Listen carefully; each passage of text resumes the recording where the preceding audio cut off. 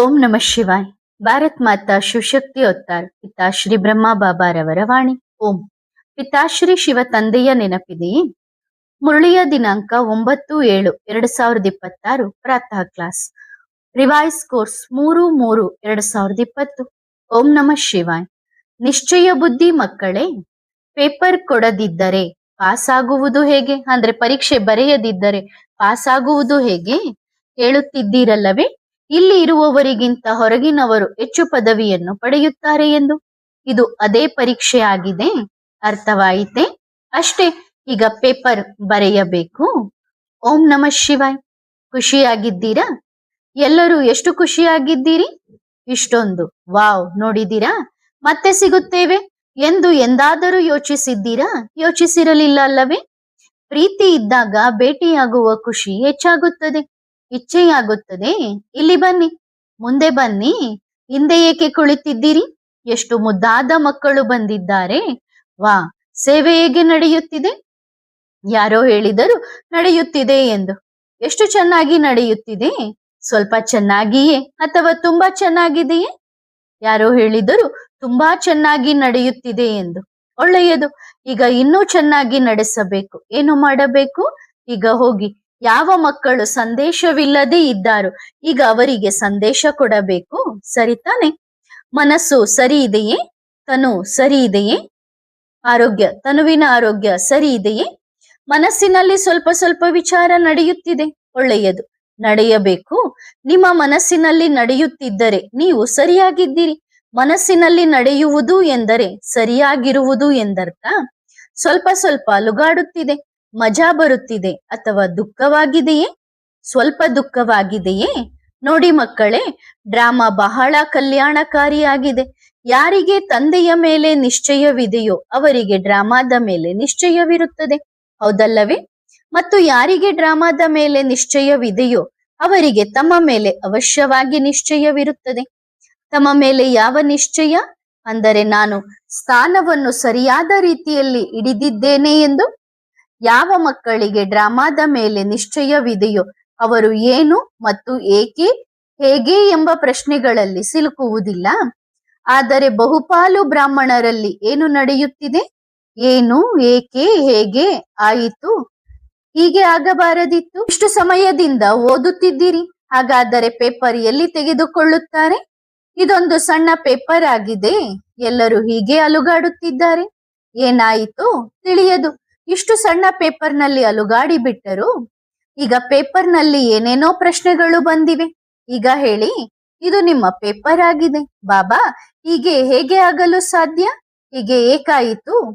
ಇದು ಏನೋ ತಪ್ಪಾಗುತ್ತಿದೆ, ಇದು ಸ್ವಲ್ಪ ಸರಿಯಾಗುತ್ತಿಲ್ಲ. ಆದರೆ ಮಕ್ಕಳೇ, ನೀವು ಪರೀಕ್ಷೆ ಬರೆಯದಿದ್ದರೆ, ಪೇಪರ್ ಕೊಡದಿದ್ದರೆ ಸತ್ಯಯುಗದ ಸೀಟನ್ನು ಫಿಕ್ಸ್ ಮಾಡುತ್ತಿದ್ದಾರಲ್ಲ, ಅದನ್ನು ಹೇಗೆ ಮಾಡುತ್ತೀರಿ? ಪೇಪರ್ ಎಂದರೆ ಸೀಟನ್ನು ಫಿಕ್ಸ್ ಮಾಡುವುದು. ಪೇಪರ್ ಕೊಡಬೇಕಲ್ಲವೇ? ಬಹಳ ಪ್ರೀತಿಯಿಂದ ಕೊಡಿ. ಪೇಪರ್ ಕೊಡದಿದ್ದರೆ ಮುಂದಿನ ಕ್ಲಾಸ್ಗೆ ಹೇಗೆ ಹೋಗುತ್ತೀರಿ? ಮುಂದಿನ ಕ್ಲಾಸ್ಗೆ ಹೋಗುವುದಿಲ್ಲ. ಇಷ್ಟು ವರ್ಷಗಳಿಂದ ಓದಿಸಿದ್ದೇವಲ್ಲವೇ ಎಲ್ಲರಿಗೂ? ಈಗ ಕೇವಲ ಪೇಪರ್ ಬಂದಿದೆ, ಆದರೆ ಎಲ್ಲಾ ಪ್ರಶ್ನೆಗಳು ಅದೇ ಆಗಿವೆ. ಎಷ್ಟು ಓದಿಸಿದ್ದೇವಲ್ಲವೇ ಅದೇ ಆಗಿದೆ. ಶಿಕ್ಷಣ ಒಂದು ಸ್ಕೂಲ್ನಲ್ಲಿ ನಡೆಯುತ್ತದೆ, ಒಂದು ಕಾಲೇಜ್ನಲ್ಲಿ ನಡೆಯುತ್ತದೆ. ಆದರೆ ಪರೀಕ್ಷೆಯ ಸಮಯ ಬಂದಾಗ ಎಲ್ಲರೂ ಬೇರೆ ಬೇರೆ. ಆದರೆ ನೀವೇ ಹೇಳುತ್ತೀರಿ ಈಗ ನಕಲು ಮಾಡಿಸಿ ಬಾಬಾ ಎಂದು. ನಕಲು ಹೇಗೆ ಮಾಡಿಸುವುದು? ಈಗ ನೀವು ಎಷ್ಟು ಓದಿದ್ದೀರೋ ಪೇಪರ್ ಅಂತೂ ಹೀಗೆಯೇ ತೆಗೆದುಕೊಳ್ಳುತ್ತಾರೆ. ಈ ಹೂದೋಟವು ಚದುರುತ್ತಿಲ್ಲ. ಇದು ಪ್ರತಿಯೊಬ್ಬ ಬ್ರಾಹ್ಮಣ ಮಗುವಿನ ಪೇಪರ್ ಆಗಿದೆ. ಇದನ್ನು ಚದುರುವುದು ಎನ್ನಲಾಗುವುದಿಲ್ಲ. ಪೇಪರ್ ನಡೆಯುವಾಗ ಅಂದ್ರೆ ಪರೀಕ್ಷೆ ನಡೆಯುವಾಗ ಬೇರೆ ಬೇರೆ ಹಾಲ್ನಲ್ಲಿ ಕುಳಿತು ಪರೀಕ್ಷೆ ಕೊಡಬೇಕಾಗುತ್ತದೆ. ನೀವು ಲೌಕಿಕ ಪ್ರಪಂಚದ ಪೇಪರ್ ಕೊಟ್ಟಿದ್ದೀರಲ್ಲವೇ? ದೊಡ್ಡ ಪೇಪರ್ ಕೊಟ್ಟಾಗ ದೂರ ದೂರ ಕುಳಿತುಕೊಂಡು ಒಬ್ಬರನ್ನೊಬ್ಬರು ನೋಡಬಾರದು. ಹಾಗೆ ಬೇರೆ ಬೇರೆಯಾಗಿ ಪೇಪರ್ ಕೊಡುತ್ತಾರೆ. ಆದರೆ ರಿಸಲ್ಟ್ ಬಂದಾಗ ಎಲ್ಲರೂ ಪಾಸ್ ಆಗುವುದಿಲ್ಲ.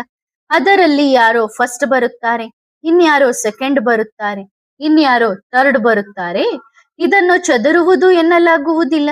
ನೀವು ಬುದ್ಧಿಯಲ್ಲಿ ಹೂದೋಟವು ಚದುರುತ್ತಿದೆ ಎಂದು ಕುಳಿತಿದ್ದೀರಿ, ಆದರೆ ಇದು ಚದುರುತ್ತಿಲ್ಲ.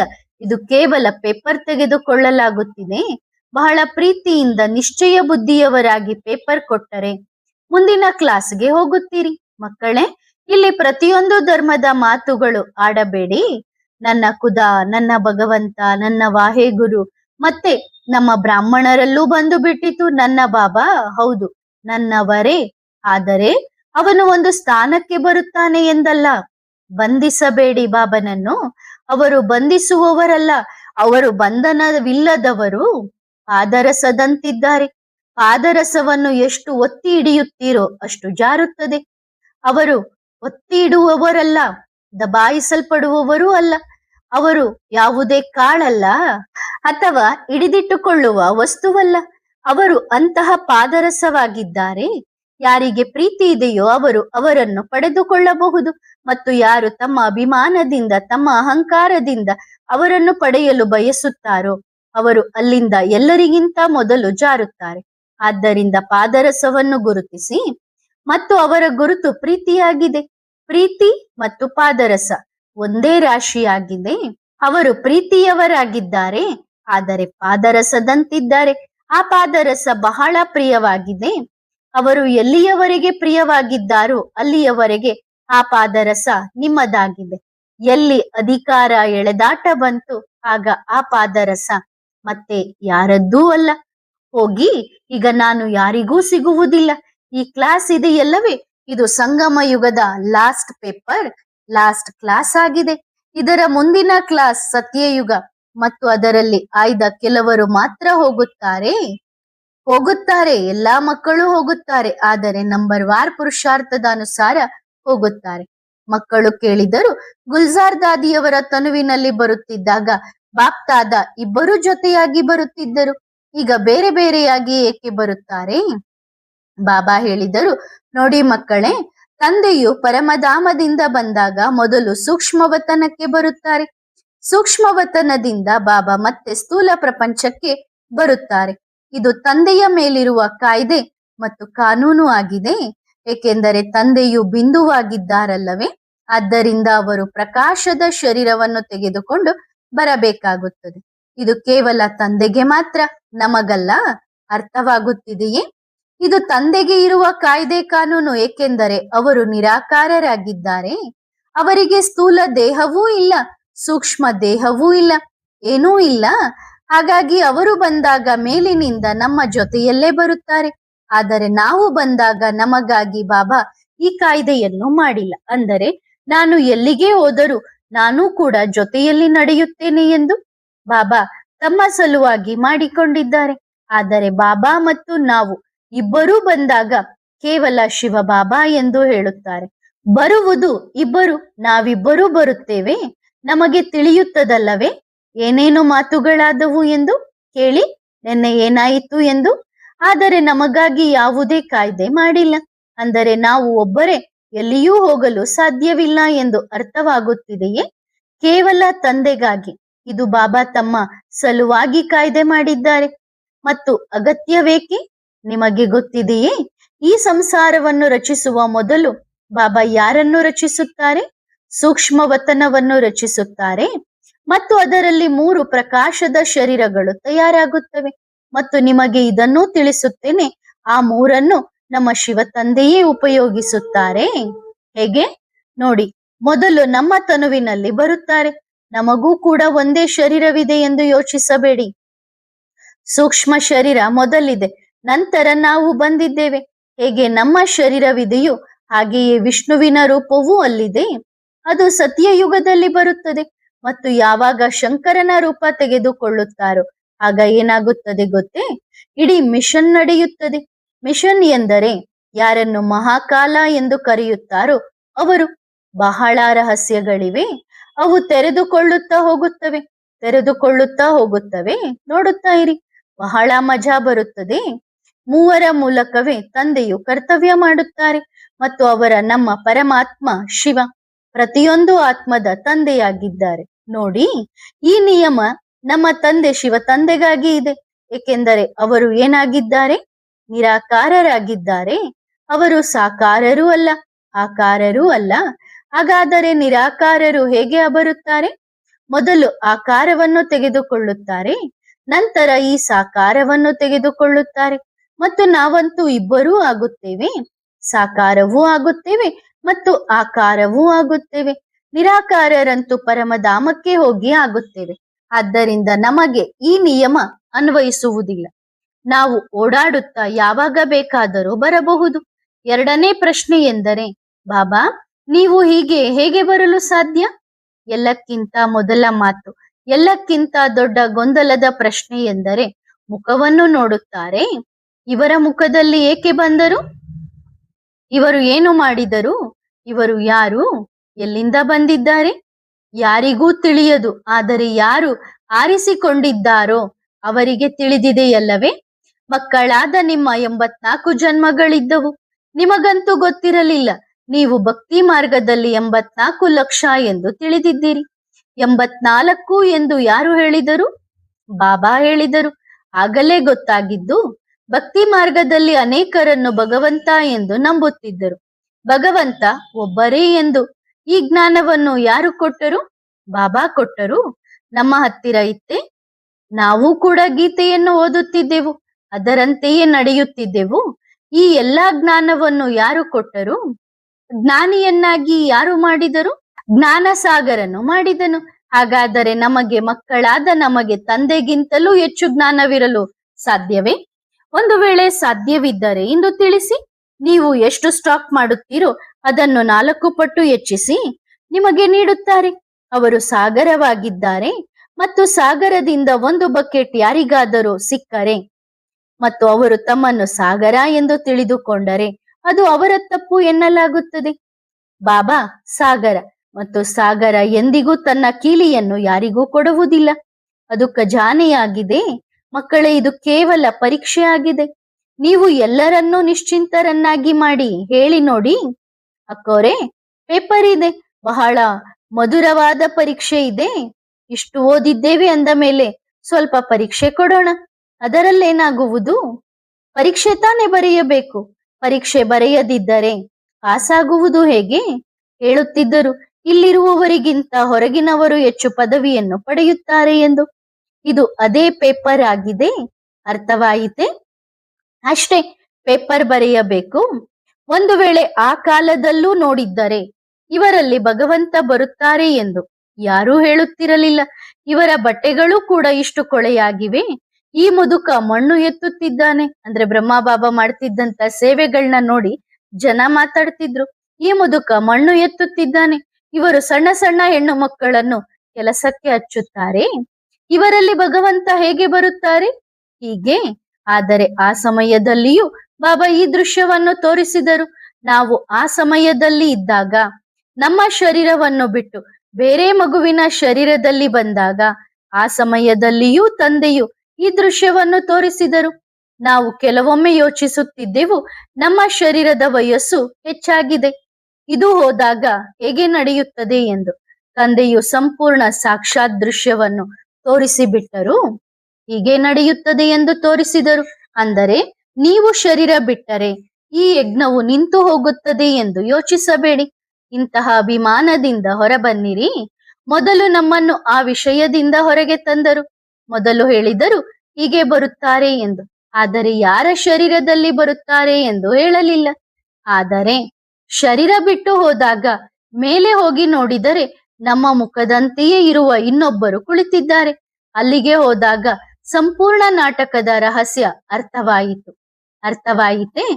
ಎರಡನೇ ಮಾತು, ಮಕ್ಕಳಲ್ಲಿ ಬರುತ್ತಿರುವ ಎಲ್ಲಕ್ಕಿಂತ ದೊಡ್ಡ ಗೊಂದಲದ ವಿಷಯವೆಂದರೆ ಧರ್ಮದ್ದು, ಜಾತಿ ಪದ್ಧತಿಯದ್ದು. ಇದನ್ನು ಯಾರು ಕಲಿಸಿದರು? ಸಾಕಾರದಲ್ಲೂ ಕಲಿಸಲಿಲ್ಲ, ಆಕಾರದಲ್ಲೂ ಕಲಿಸಲಿಲ್ಲ. ತಂದೆಯು ಇದನ್ನು ಎಲ್ಲಿಯೂ ಕಲಿಸಲಿಲ್ಲ. ನಮ್ಮ ಒಂದು ಧರ್ಮ ಯಾವುದು? ಆತ್ಮದ ಸ್ವಧರ್ಮ ಯಾವುದು? ಒಂದೇ ಧರ್ಮವಾಗಿದೆ. ಪ್ರತಿಯೊಂದು ಪೇಪರ್ನಿಂದ ಮೇಲೆ ಎತ್ತುತ್ತಿದ್ದಾರೆ, ಪ್ರತಿಯೊಂದು ಪ್ರಶ್ನೆಯಿಂದ ಮೇಲೆ ಎತ್ತುತ್ತಿದ್ದಾರೆ. ತಂದೆ ಏನಾಗಿದ್ದಾರೆ? ಒಳ್ಳೆಯದು, ಸರಿ ಹೇಳಿ. ಮಮ್ಮ ಇದ್ದಾರಲ್ಲವೇ? ಮೊದಲು ಮಮ್ಮ ಯಾವ ಧರ್ಮದವರಾಗಿದ್ದರು? ಯಾರೋ ಹೇಳಿದರು ಪಂಜಾಬಿ ಎಂದು, ಕೆಲವರು ಸಿಂಧಿ ಎಂದರು, ಕೆಲವರು ಯುಪಿಯವರು ಎಂದರು. ಖಂಡಿತವಾಗಿಯೂ ಇಲ್ಲ. ತಿಳಿಸಿ ತೋರಿಸಲಿ. ಮಮ್ಮ ಸಿಂಧಿಯವರಾಗಿರಲಿಲ್ಲ. ಮೊದಲು ಈ ಮಾತನ್ನು ಬುದ್ಧಿಯಲ್ಲಿ ಫಿಟ್ ಮಾಡಿಕೊಳ್ಳಿ. ಅಂದ್ರೆ ಮಮ್ಮ ಸಿಂಧಿಯವರಾಗಿರ್ಲಿಲ್ಲ. ಯಾವುದಾದರೂ ಪುಸ್ತಕ ತೆಗೆಯಿರಿ ಮತ್ತು ಆ ಪುಸ್ತಕದಲ್ಲಿ ತೋರಿಸಿ. ಯಾರೋ ಅವರ ಭಾಷೆ ಗುರುಮುಖಿ ಎಂದರು. ಭಾಷೆಗೂ ಇದಕ್ಕೂ ಸಂಬಂಧವಿಲ್ಲ. ಯಾವ ಮಕ್ಕಳಿಗೆ ಆ ಸಮಯದಲ್ಲಿ ಮಮ್ಮ ಸಿಂಧಿಯವರಲ್ಲ ಎಂದು ತಿಳಿಯಿತೋ, ಬಾಬಾ ಆದರೂ ಇವರನ್ನು ಮುಂದೆ ಇಡುತ್ತಾರೆ ಎಂದು ಮಕ್ಕಳು ಸಂಶಯ ಬುದ್ಧಿಯವರಾಗಿ ಹೊರಟು ಹೋದರು. ಅದು ಅವರ ಕೊರತೆಯಾಗಿದೆ. ಏಕೆಂದರೆ ತಂದೆಯು ಧರ್ಮಕ್ಕಿಂತಲೂ ಶ್ರೇಷ್ಠವಾದ ವಿಷಯವನ್ನು ಕಲಿಸಿದ್ದಾರೆ. ಯಾರೋ ಕೇಳಿದರು, ಬಾಬಾ ಅನೇಕ ಜನರು ಮಮ್ಮ ಮೇಲೆ ಉರಿಯುತ್ತಿದ್ದರು, ಅಂದ್ರೆ ಸಿಟ್ಟಾಗುತ್ತಿದ್ದರಲ್ಲವೇ ಆ ಸಮಯದಲ್ಲಿ? ಹೌದು, ಬಹಳ ಮಮ್ಮನ ಮೇಲೆ ಉರಿಯುತ್ತಿದ್ದರು, ಸಿಟ್ಟಾಗುತ್ತಿದ್ದರು. ಇವರು ಸಿಂಧಿಯವರಲ್ಲ, ಇವರು ಚಿಕ್ಕವರು, ಇವರು ಮುಂದೆ ಕುಳಿತು ಬಿಟ್ಟರು, ನಾವು ಹಿಂದೆ ಕುಳಿತೆವು ಎಂದು. ಈ ವರ್ತಮಾನ ಸಮಯದಲ್ಲಿ ಎಲ್ಲಕ್ಕಿಂತ ದೊಡ್ಡ ವಿಷಯವನ್ನು ಸಮಾಪ್ತಿ ಮಾಡಬೇಕಿದೆ. ಶರೀರವನ್ನಲ್ಲ, ಧರ್ಮವನ್ನಲ್ಲ, ಜಾತಿಯನ್ನಲ್ಲ. ಮಕ್ಕಳಾದ ನೀವು ಮೊದಲು ಪ್ರತಿಯೊಬ್ಬರನ್ನು ಆತ್ಮವೆಂದು ನೋಡುವ ಅಭ್ಯಾಸ ಮಾಡಿ.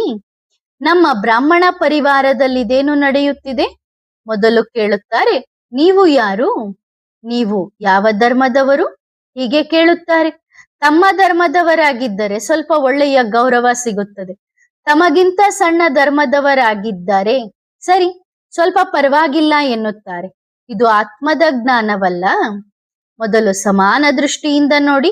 ಆತ್ಮದ ಒಂದೇ ಧರ್ಮ ಮತ್ತು ಕರ್ಮವೆಂದರೆ ಈ ತಂದೆಯ ಸಂದೇಶವನ್ನು ನೀಡುವುದು.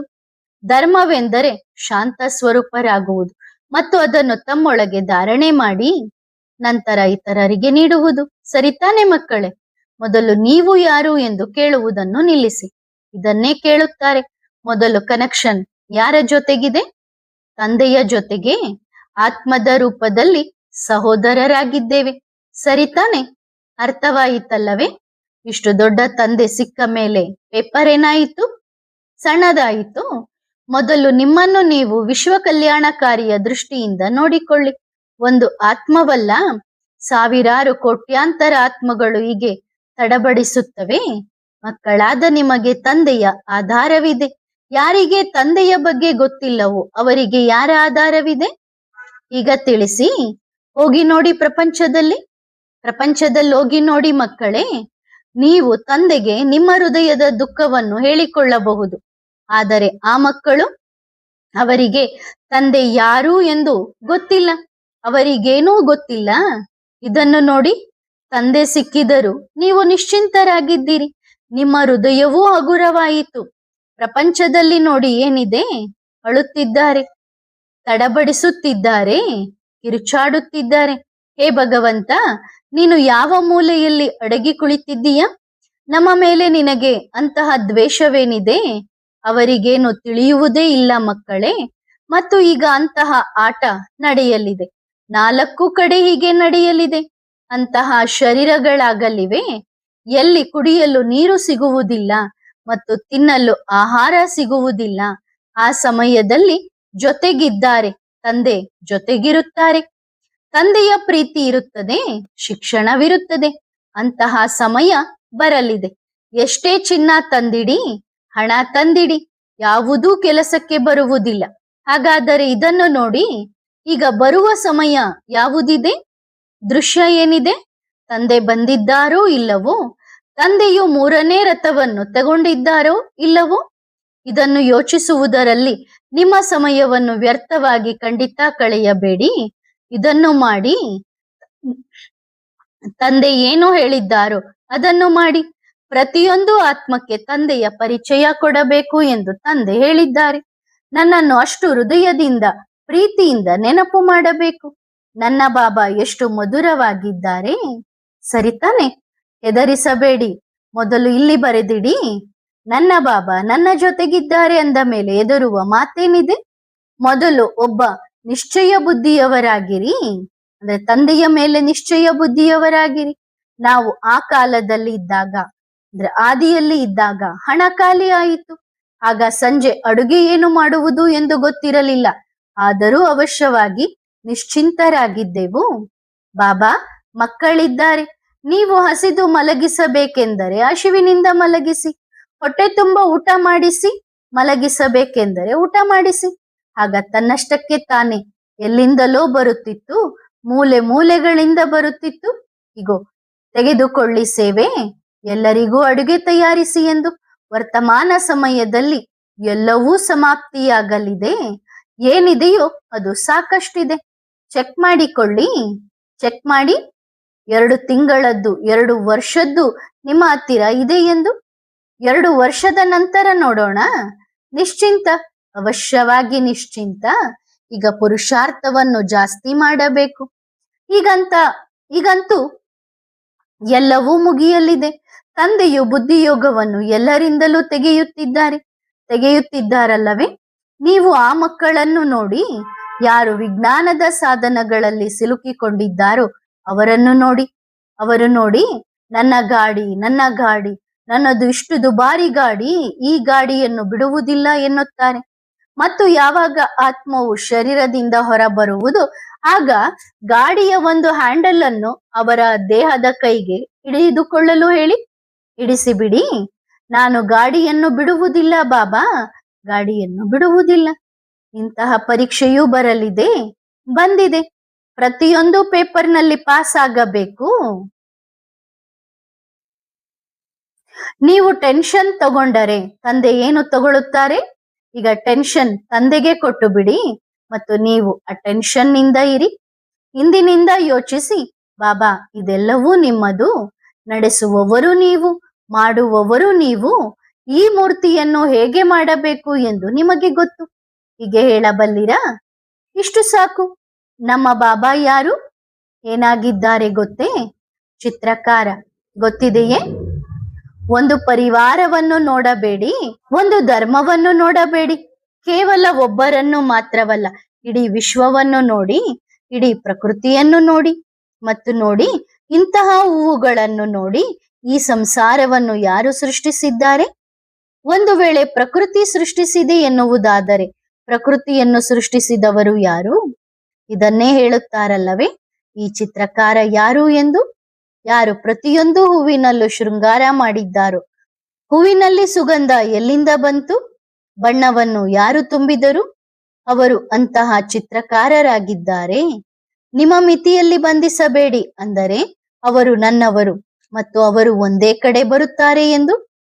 ಅವರು ಇಡೀ ವಿಶ್ವದ ಪತಿ, ಮಾಲೀಕರಾಗಿದ್ದಾರೆ. ಪ್ರತಿಯೊಂದು ಏರಿಯಾವನ್ನು ಅವರು ನಡೆಸಬೇಕಿದೆ. ಅವರು ನಿಮ್ಮ ಮುಂದೆ ಕುಳಿತಿದ್ದರೂ ಬಹಳ ದೊಡ್ಡ ದೊಡ್ಡ ಕಾರ್ಯಗಳನ್ನು ಮಾಡುತ್ತಿದ್ದಾರೆ, ನಿಮಗೆ ಹೇಳುತ್ತಿದ್ದಾರೆ. ಆದರೆ ಕಾರ್ಯ ಬೇರೆಲ್ಲೋ ನಡೆಯುತ್ತಿದೆ. ಅವರ ಶಕ್ತಿಗಳನ್ನು ಗುರುತಿಸಿ. ಒಳ್ಳೆಯದು. ಮತ್ತೆ ಸಿಗೋಣ. ಆತ್ಮಿಕ ಮಕ್ಕಳು ಆತ್ಮಿಕ ತಂದೆಗೆ ಮಾಡುವ ನೆನಪು, ಪ್ರೀತಿ ಮತ್ತು ನಮಸ್ತೆ. ಧನ್ಯವಾದ ಬಾಬಾ. ಶುಕ್ರಿಯ. ವರದಾನ: ಮಾಯಾ ಜೀತ್ ಭವ. ನನ್ನತನವೇ ರಾಯಲ್ ಮಾಯೆಯಾಗಿದೆ. ಜವಾಬ್ದಾರಿ ತಂದೆಯದ್ದಾಗಿದೆ. ನೀವೇಕೆ ತೆಗೆದುಕೊಳ್ಳುತ್ತೀರಿ? ನೀವು ನನ್ನತನವನ್ನು ಸಮಾಪ್ತಿ ಮಾಡಿ. ಆಗ ಸಹಜವಾಗಿಯೇ ಮಾಯಾ ಜೀತ್ ಮತ್ತು ಪ್ರಕೃತಿ ಜೀತ್ ಆಗುತ್ತೀರಿ.